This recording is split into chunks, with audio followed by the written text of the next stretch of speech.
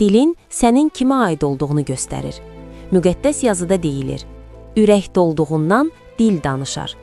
Deməli, ürəyin kimə aiddirsə, dilin ondan danışacaq və onun kimi danışacaq. Yenə deyilir, şəfa gətirən dil həyat ağacıdır. Əyri dil ürək qırar.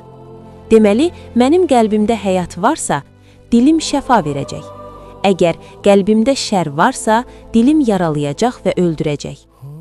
Ağıllı söz danışan dil qiymətli cavahirdir deyən müqəddəs yazı bugün bizə sözlərimizin dəyərinin yüksək olmasını göstərir.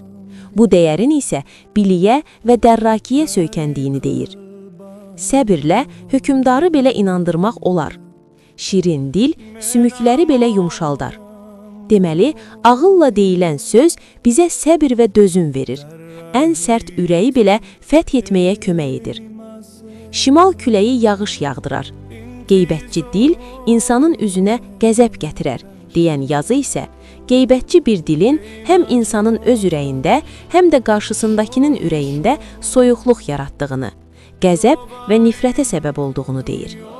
Deməli, ürəkdə kök salan qeybət və paxıllıq dildə şimal küləyi kimi soyuqluq və sərtlik gətirir. Yalan danışan dil sancıdığı adamlara nifrətini göstərər. Yaltaqlanan ağız hər yanı xarabaya çevirər. Bu sözlər ürəkdə kök salmış yalanın dildə törətdiyi fəsadların böyüklüyünü göstərir.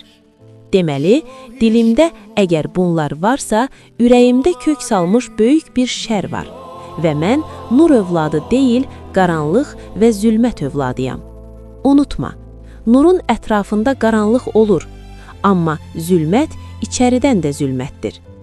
Belə bir nəticə ortaya çıxır. Mən dilimlə zülmət sözləri iqrar edirəmsə, zülmət mənim daxilimdədir.